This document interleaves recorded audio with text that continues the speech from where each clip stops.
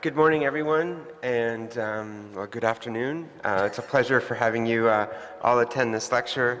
Again, my name is Robert Guerra, and what we hope to do over the next hour is, as it was mentioned just a few moments ago, share our experience and tell you a bit of the World Summit on the Information Society and a review of what the WSIS was, and particularly the issues that occurred with the recent summit in Tunisia. So our talk today is titled WSIS to Review, Hacking a Dictatorship. What we're going to do over the course of the next hour is, for those of you who may not know what WSIS or all these different acronyms mean, is give you a bit of context, give you an idea of what the WSIS is about. We'll go into definition of some of the key concepts that occurred, particularly the issue of multi-stakeholder. Who's involved and how they interacted with each other. Some of the key issues at play and some of the politics involved, particularly on the two issues, internet governance, or who controls the internet, and the issues of financing. The specific experience that we had and the context that we found ourselves in regards to Tunisia, the repression that was experienced, the gross violations of human rights, and how some very creative individuals, very creative organizations, in a way, tried to hack the dictatorship to expose its faults, but also to push the envelope forward. We'll then talk about what's up next in regards to the World Summit on the Information Society, and then very importantly, what are some of the lessons that we learned in terms of our experience through this process. But also what are some things, some strategies that we learned perhaps from some very strange people that might be very useful in moving particular actions ahead. So I'm going to start, and what I'm going to do in terms of a background, so you have an idea of the context in terms of this the UN Summit, is, well, what is a UN Summit, and why was this created? The United Nations, created right after the Second World War, has had a series of conferences where different countries of the world, different citizens of the world come together to discuss a very specific theme. The very first conference of the United Nations was to define the United Nations, its rules, its procedures, set up all the different structures, and this was done in San Francisco. And then it said, well, we'll have a headquarters in New York, and so on.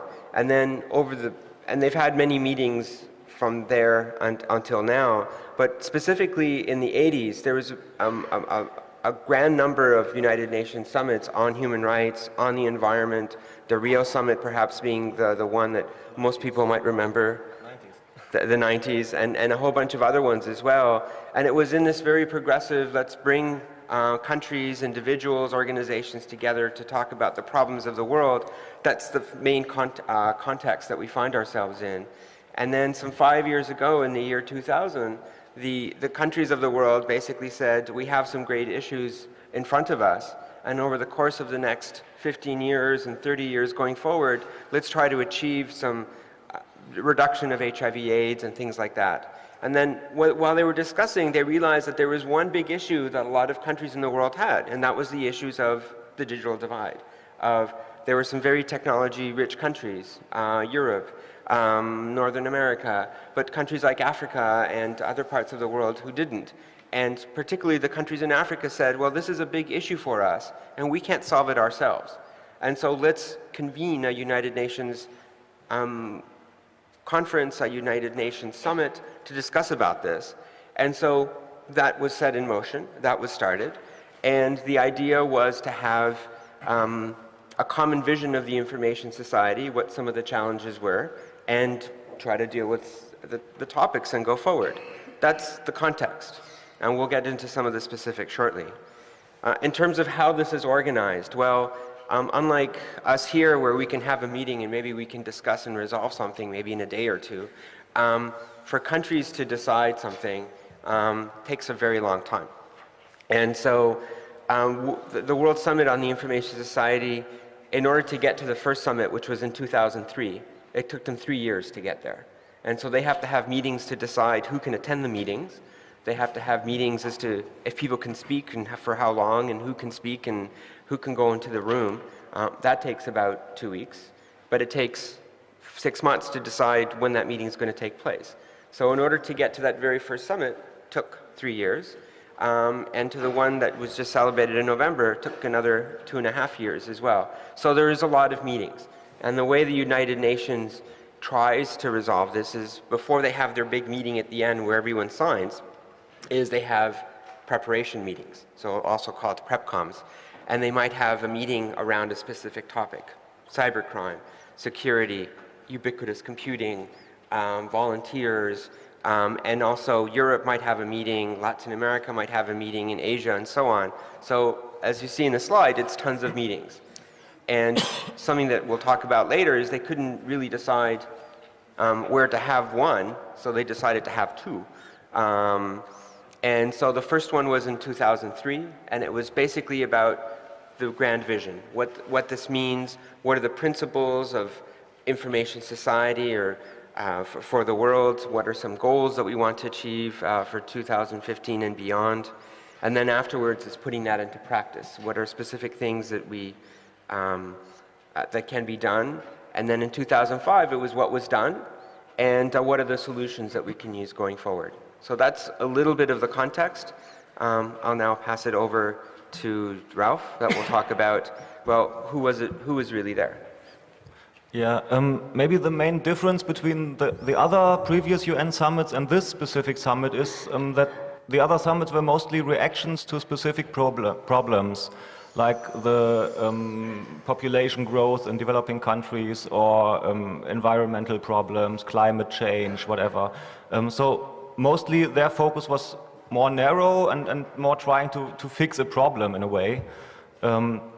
And then you can start to negotiate how many carbon dioxide each country should be able to emit and stuff like that. This summit was a bit more difficult because it was it was, of course, as Robert said, to work on a problem that they saw, the digital divide, but also, as Robert also said, to define a common global vision for the information society. And that's a bit more tricky. I mean, information society is just talking about a vision of society. That's a lot of different things to talk about. So that was one reason why they said from the very beginning, we can't do this as governments on our own. We need to involve all the societal actors, like the business sector who's producing most of the hardware and software and broadband connections and so on, and the civil society, the researchers in the labs and all kinds of other actors. So that's why they, from the beginning, called it a multi-stakeholder summit.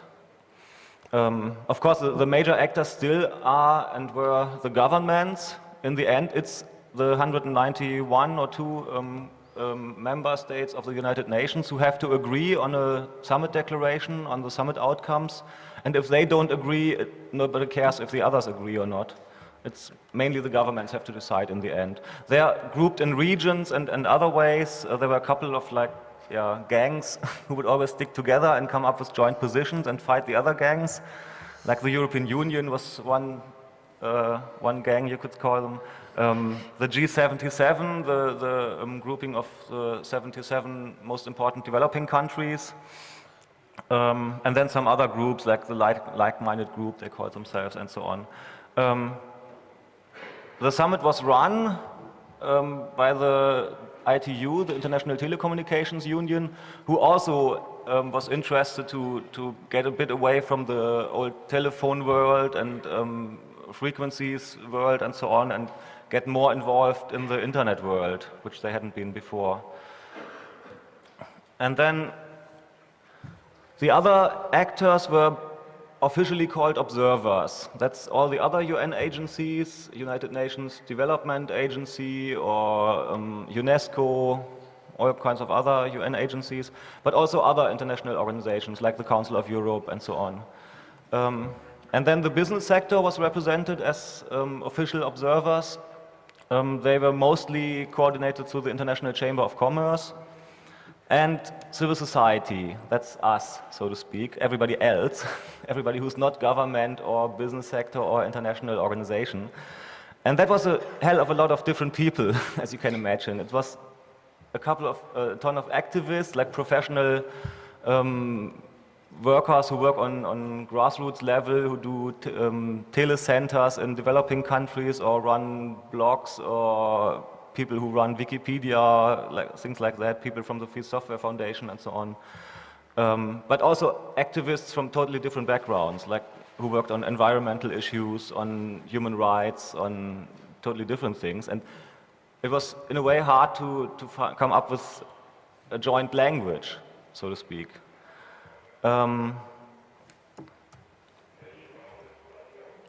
Yeah, and the interesting thing was the interaction between these different groups of actors. Yeah, next one. The ITU the whole time called it a new kind of summit because of this multi-stakeholder approach, because everybody should be able to at least participate a bit. So as I said, the governments in the end were the ones who could decide on the summit outcomes, but we had some rights, and they went further than in previous summits. We could observe most of the meetings, sit there and record them, and even distribute them, stream them or whatever, though most of the meetings were streamed by the ITU themselves. We had some rights to even speak in the official negotiations, which was sometimes really helpful. We could also submit written input, so if the governments were drafting a chapter of the summit declaration on privacy and internet security or something, cybersecurity, and we thought, probably they started drafting a paragraph on cybersecurity, and then we said, oh, you're forgetting about privacy here, we should add at least a sentence on privacy, and then we could submit language and suggest that it comes into the declaration, and sometimes we succeeded there also. And we could organize parallel events, which were often well attended, even by government people. And of course, once you're there and you hang out at these preparatory conferences and in the conference centers in Geneva and elsewhere, you of course meet a lot of people and talk to them in the hallways and have drinks with them afterwards and so on. What was a bit difficult, they more or less were very open to listening to us when they regarded us as experts, you know, when we could really tell these government bureaucrats what TCP/IP is, or, you know, how the domain name system really works and stuff like that. But once we started to act not just as experts, but as citizens, so to speak, who have specific political goals and interests that might contradict their own goals, it was a bit more difficult, of course, to get them to listen to us. But still, we could at least talk to them. Okay, the main question of the WSIS was who controls the internet? It's a debate which wasn't the goal at the beginning. It's a debate about ICANN or ITU, how we learned 10 minutes before. The ITU is the International Telecommunication Union, and it's an UN organization for the telecommunication sector and doing standardization and such things.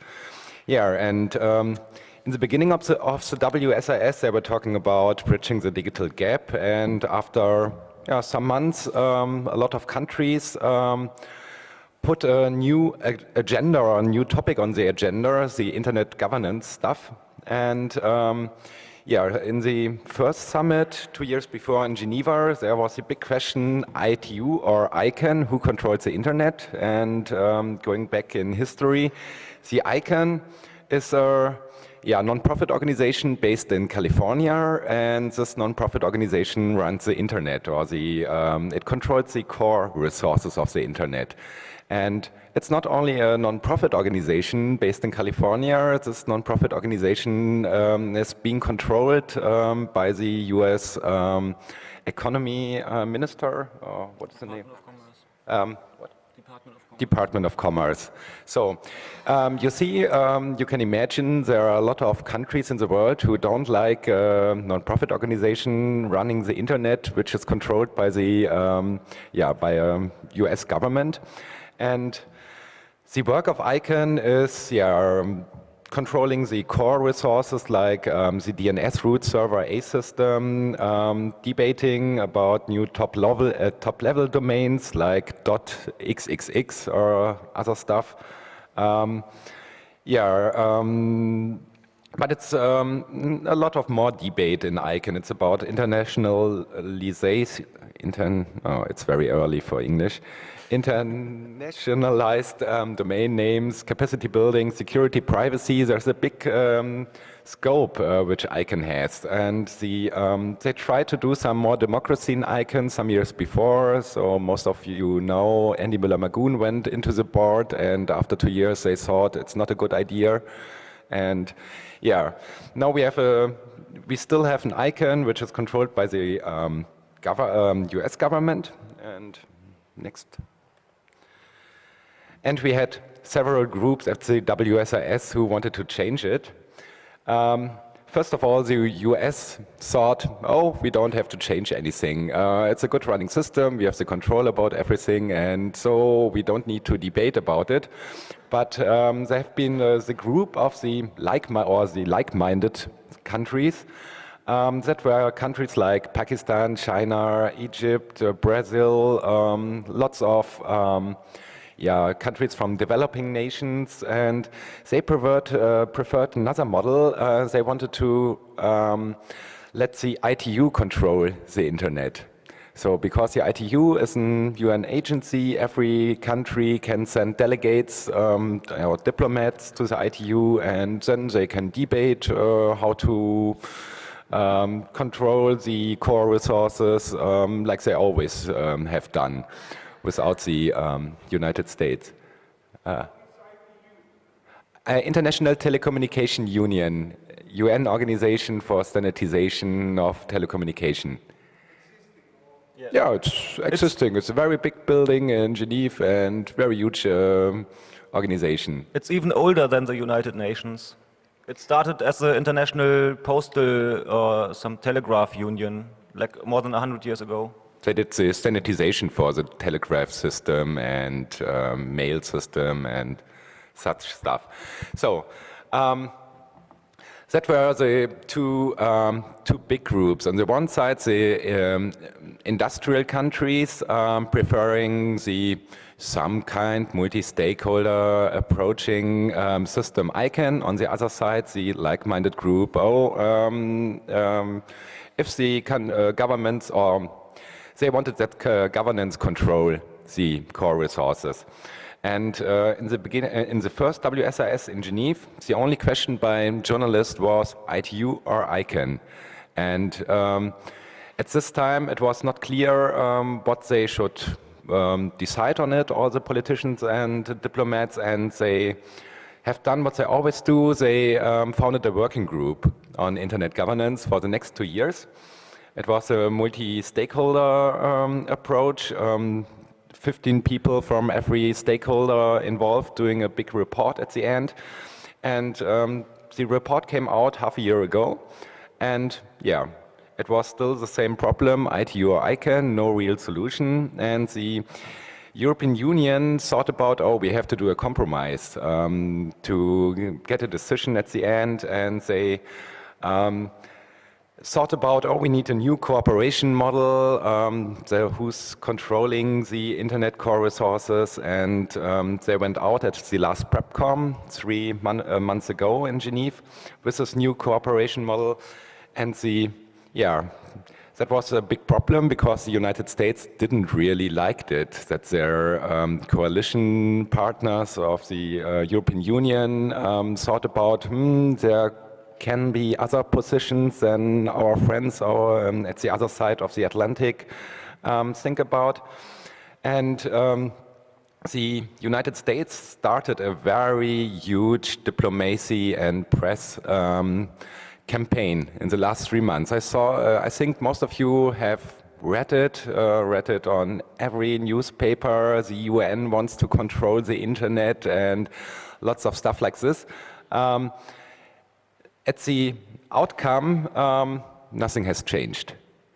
They debated around 3 or 4 years. The USA still controls ICANN. A new thing is that there shall be a global internet governance forum, what the European Union proposed. So it's a forum which has a multi-stakeholder approach and shall debate these discussions in the future. So no solution up to now, but we have a new forum and we can debate on the global level the ICANN question again and again and again. Yeah, something else to ICANN. Yeah. Well, some people say it was still a success that they were able to install and agree on this global internet governance forum as like a permanent talk shop on internet governance related matters. I mean, some could say, okay, you've been discussing this for the last 4 or 5 years, and now all these NGO jet set people, the summit is over, they still want to meet their friends and colleagues, so they set up a new talk shop. But from what I've heard, and Robert has been there, from the last ICANN meeting after the summit, that was like, what, 2 weeks ago or something in Vancouver, it already was, you could feel some impact. The ICANN people at least try to be much more open and much more receptive to what activists, for example, and the general public think about how to run the internet. And one interesting thing about this Internet Governance Forum is also that's one outcome of the whole multi-stakeholder approach. It was originally invented, this whole idea, by civil society, by some of our colleagues. And because this process gave us at least a few chances to really suggest stuff and make proposals, in the end, all the governments of the world agreed on an idea that we originally had. I think that's also something to keep in mind.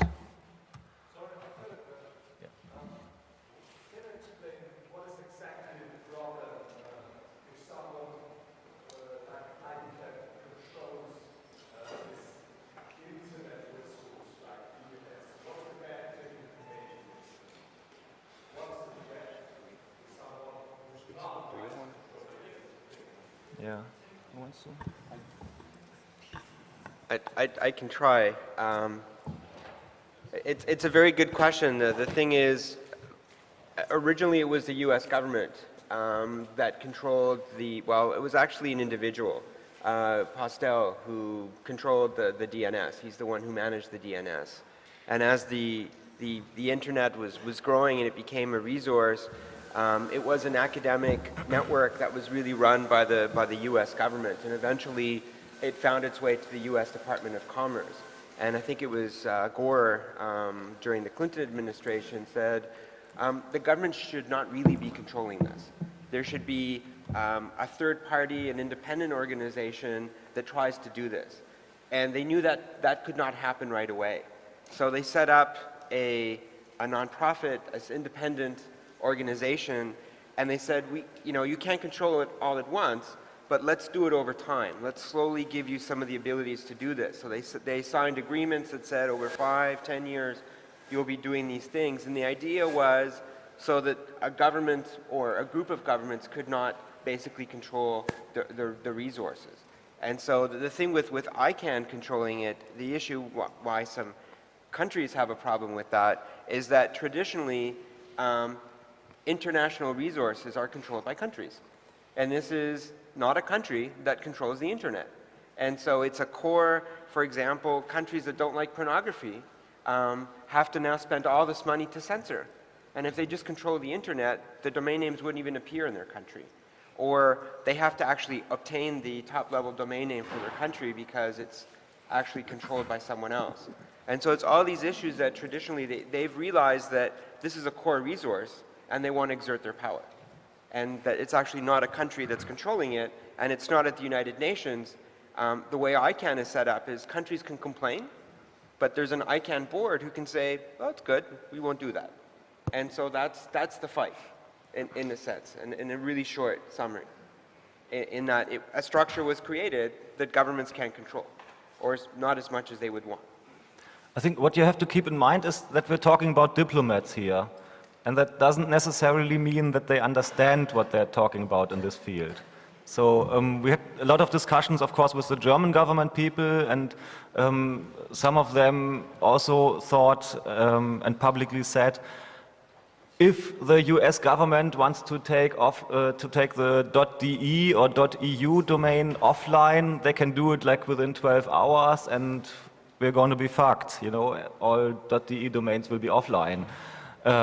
Of course, that's not the way it works. And if you talk to the root server providers, most of them say, well, if we get a directive from the US government to take .de offline, we just won't do it. And many of them are not located in the US, so it probably would still be there. But still, there is something about this. It's understandable that big countries like Brazil, China, South Africa, and so on, just don't like the idea that a global resource, a global public good, so to speak, is controlled by one government. They want to have something to say. Is there a documentation about such things happened in the past from the ICANN? I mean, it's important because you can use it as an argument to take the power from them. So this was discussed. So the concern that countries had that, oh my God, there's this organization that can take us offline. And so one of the things that was raised is, well, the French opposed the Iraq war. Some people were saying, well, you know, the US government could have said, okay, we'll just take you off the internet. But the thing is, in the negotiations, even the countries that were opposed to the United States position always said that even though the US has this power, they've not exercised the power. And so it's not a department of the US government, and the ability for it to control has actually been less, but the only incidents I think that I've read where there's been some issue has been with Iraq. That when the war started, the top level domain name for Iraq was actually controlled by 2 individuals in Texas. Mm-hmm. And because it wasn't controlled by the government in Iraq, they basically said, well, there's a war going on, and these people in Iraq are actually in a prison, and so we should actually give it to someone else. So I think that's the only time I think that I can remember that something like that has happened. Yeah, the other thing... And the reason why not, because if it happens, then that gives the argument to countries to say, you're not doing your job as you should, we should take this power away. So they've been very responsible in that regard. And so from my point of view, the argument is true that they control, but they've not exercised, you know, they haven't taken people and countries offline. But still the issue is you have to trust the US government to that they won't misuse or abuse this special position they have. And a lot of governments just don't trust the US government anymore. But I think we got to move forward. We can take more questions at the end, yeah? Quickly. Sure. So in regards to monitoring ICANN, the root server administrators, you know, they're the ones that, you know, the main root server, if there's changes or additions, they have to replicate those changes. So they're the ones that immediately see if the US government or ICANN is trying to make changes. So that gets monitored technically very quickly. And there's also many academics, there's many other countries, there are whole networks of organizations that have been following this for the last 10, maybe even 20 years before ICANN. I think a good resource for all these discussions around ICANN is icannwatch.org. Okay. And so getting back, and I think the example of kind of the discussion we were having now gets back to a point that I think Marcus made earlier, but also that countries were making at the World Summit on the Information Society, is that there was a lot of time and energy spent trying to understand how the internet works, about DNS servers, who controls it or not. But if you remember what I said earlier, the original idea for the World Summit on the Information Society was to bridge the digital divide. And so some people say that, though this is really good that we've talked about, you know, who controls the internet, it took resources, and it was just a convenient way for countries to not talk about the real issue at hand. And so the issue at hand was the digital divide. And so if you don't have resources, if you don't have telephone lines, if you need to put in satellite stations, you need resources, you need experts. You have countries in the world that have had civil war that the one thing that they do have is mobile phone networks because the warlords need to talk to each other. But it doesn't really help the citizens. And once they recover, they need a way to generate an economy. And so, a lot of these countries in Africa, Asia, and South America, they basically said, we need resources, we need experts, we need money, and we can't do it alone because we pay so much money in debt. We just need the help. And when the WSIS started, and one has to remember the context, it was before the dot-com bubble burst. And so people in the United Nations, probably not the ones at the WSIS, aren't good economists, and they didn't see the bubble coming. And they basically said, there's all these tech companies, there's all this products being sold, and it's generating so much money, and the riches are there. This is the perfect time to do a summit on this, because we'll be able to just, have companies just donate things to us, and there's just so much money, they'll just be able to give us things. Well, before, what happened is that bubble burst. And so we found ourselves in a situation that countries still had this need. They wanted to use technology to increase the ability of their citizens to be productive lives, to give them new things to be able to do, also for people to be wealthy as well. One has to be conscious that the wealth isn't distributed well in countries, but they saw that as an opportunity. And the problem was, you then get into a discussion is, the country said, we want new money. We want countries, Germany, the EU, to give us more than just the money to rebuild after the tsunami. We actually want computers in our schools, but we can't afford them, but we want them. And so what are some of the issues that were there is that the African countries said, well, everyone always talks, they have a concept of solidarity, of helping each other.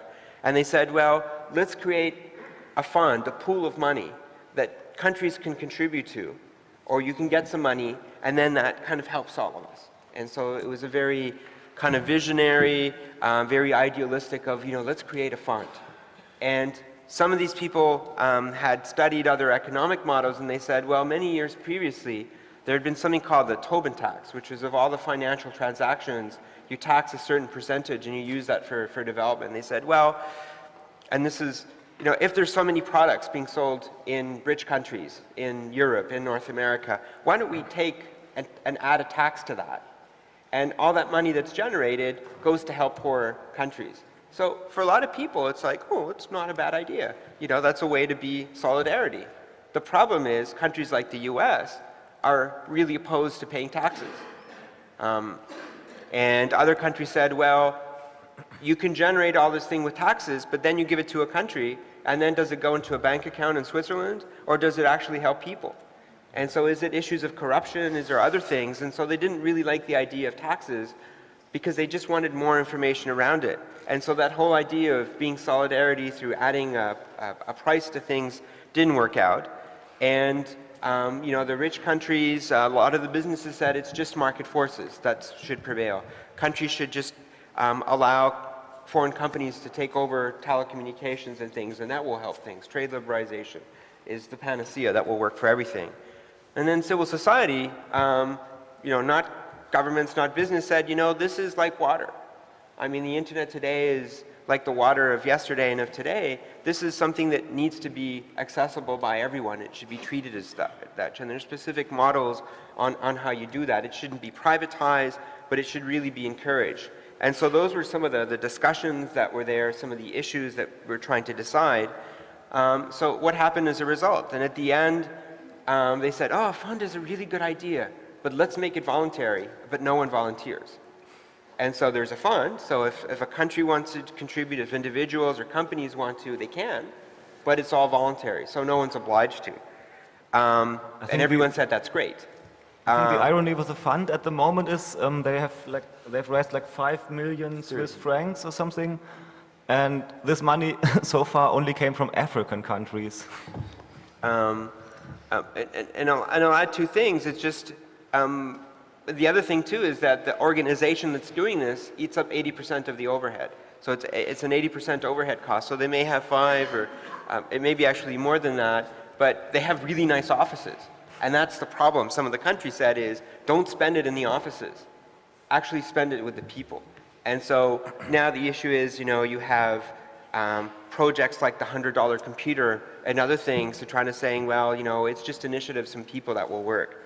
And so, you know, we can get into, you know, if you, once we're done, we can get into more of the specifics, but the problem is it wasn't really solved. There's all these ideas on how things should be done, but no one's actually given any money. So there was a lot of discussions on internet governance, and at the end, there wasn't really much promised. And now Tunisia. Does that mean? Yeah. Maybe the last part on financing. Quickly come back to that. Well, just two short questions Yeah, to that Solidarity Fund. Just to finish up the financing and then questions, okay? Okay. So, as Robert said, most of the rich governments said the market will solve everything, just open up your markets in developing countries for our products and our companies, and that's it. The Africans said Digital Solidarity Fund, and they already had set it up before the summit took place, so the summit just could agree on, well, we take note and welcome the Digital Solidarity Fund, but we insist that it's voluntary if you want to donate.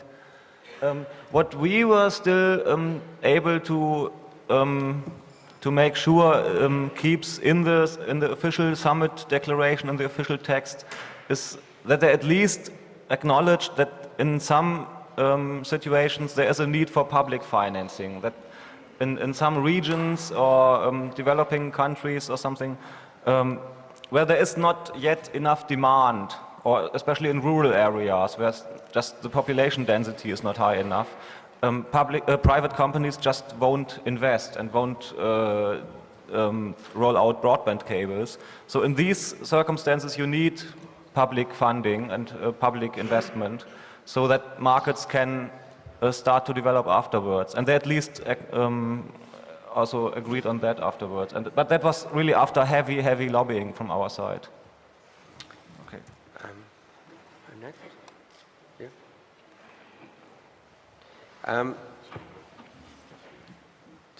Yeah, okay. So the next section here is Tunisia.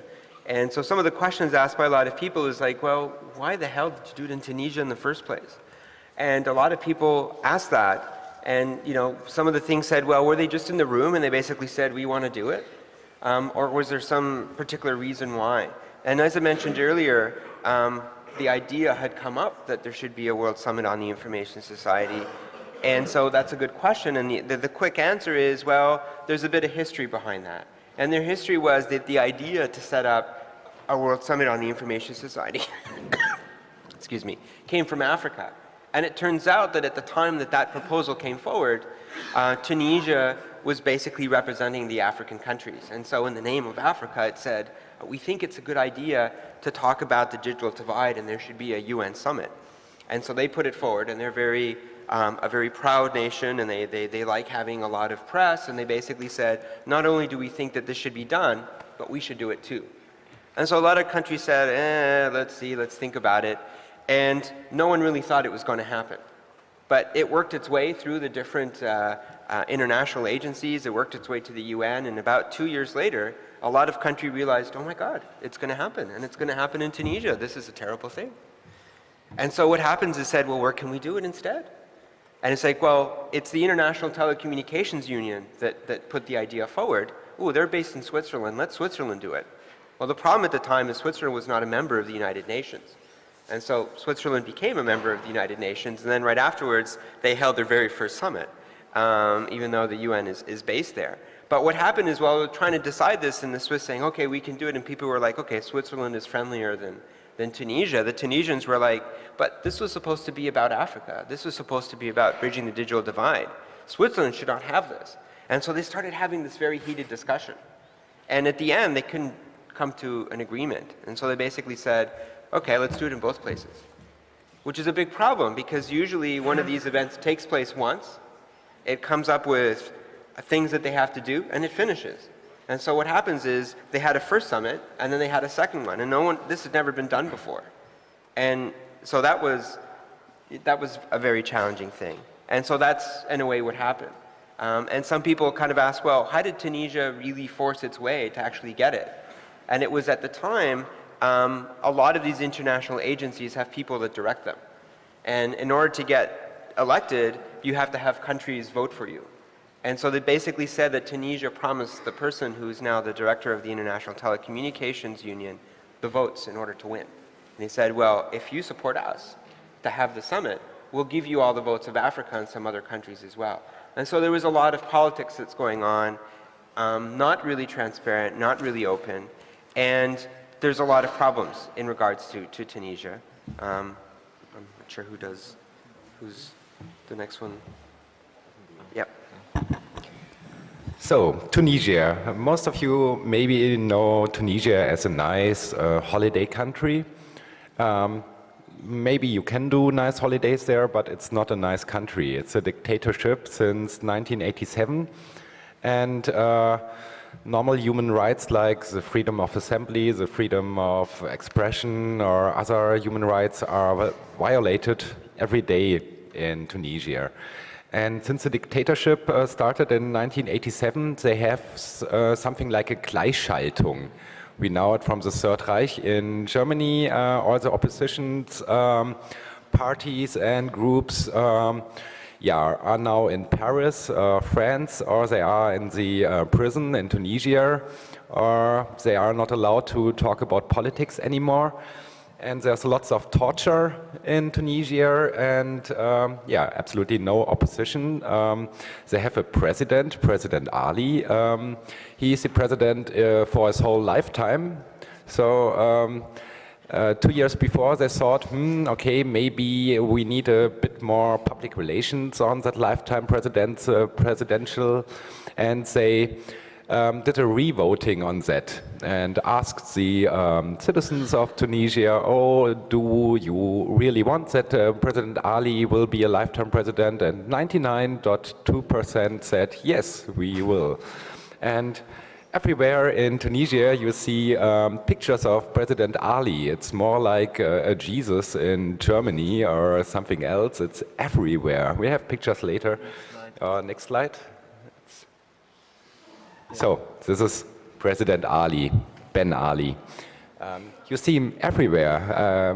You don't believe it. In every cafe, in every bar, in the supermarket, he's hanging there and on different pictures.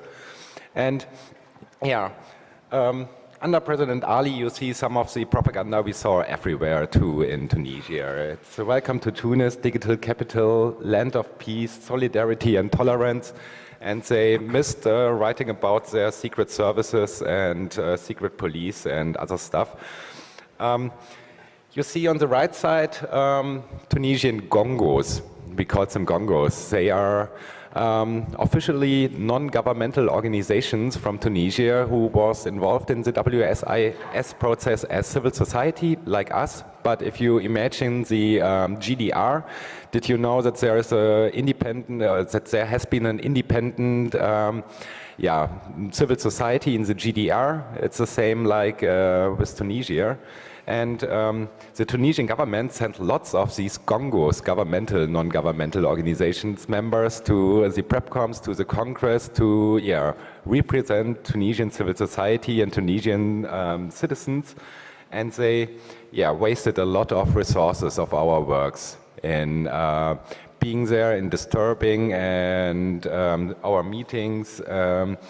We had European civil society network meetings where lots of Tunisians were sitting in the last row writing everything we were talking, and it was very crazy.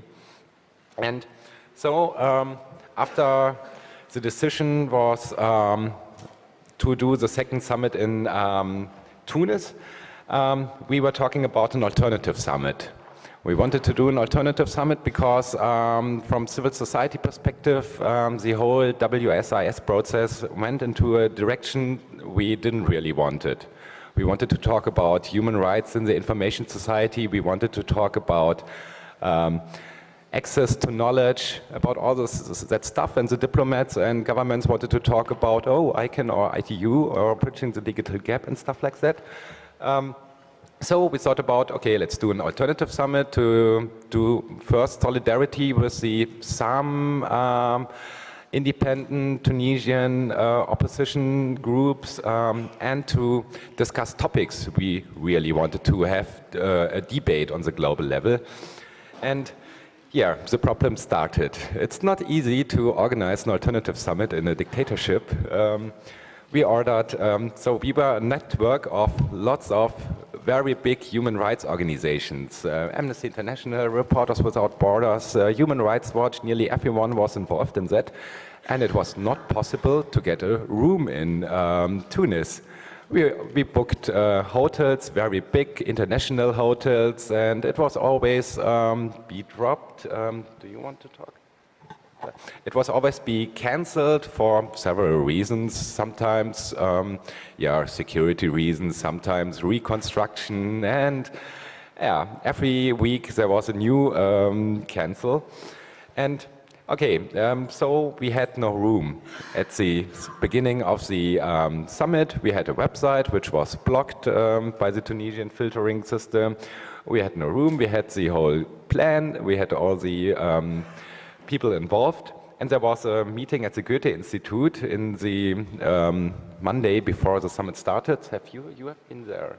No? Okay, yeah, but you can better talk about it. So what happens is they wanted to have a meeting, and because they couldn't find a space anywhere, they said, well, let's try to find a space that might offer us some protection. And the Goethe Institute, because it's related to the German government,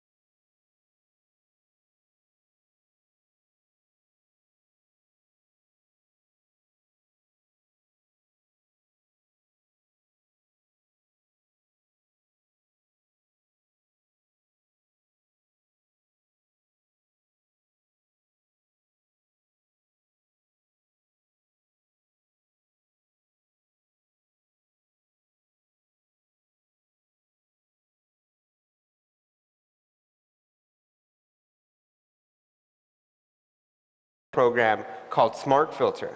And from their website it says, the web you want, the control you need. And that filtering software is not only being used by Tunisia, but it's being used by over 92% of countries that filter content for their citizens. And so, you know, I'm not sure if this is a call for arms, but if people want to do something productive and you want to make sure that countries like Tunisia and others can access the website, figure out the vulnerabilities in Smart Filter. And you'll be actually helping not only the people in Tunisia, but otherwise as well. And so what's next? Yeah. Okay, very quickly, we have like 3 minutes left and want to take some questions. Of course, the issue is we left Tunisia a month ago, and how do we make sure all the groups and independent opposition people who worked with us still have some protection? They of course had some protection during the summit when the world public was watching Tunisia, but how does it work now? How do we make sure they don't get tortured after we left? So there's still close contact. A lot of our colleagues still have close links and regular exchange with the Tunisian people. And there will be a few more monitoring missions from human rights organizations who will again come to Tunisia and do reports on what's the situation after the summit.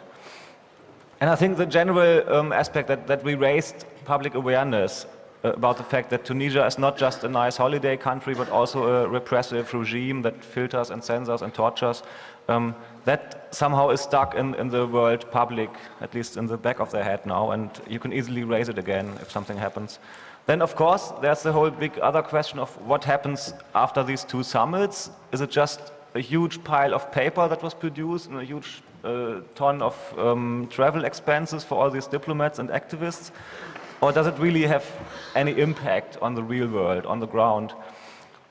So that there will be some follow-up in the UN system on implementation. Implementation, of course, has to be done on the national, local, and regional level mostly.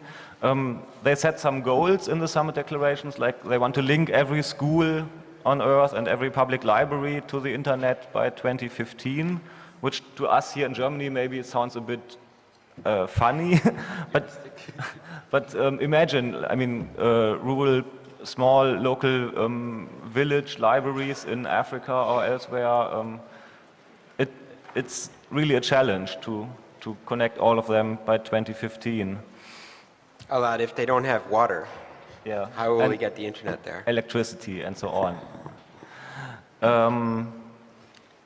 One problem with this implementation thing is that the way it's coordinated is not really coordination. It's just everybody is doing all kinds of projects and they all can say, our project is helping to achieve the summit goals and to bridge the digital divide. And they can enter it into this big ITU database, the stock-taking database, and it's like a showcase thing of best practices. The problem then is who decides what is best practice for whom?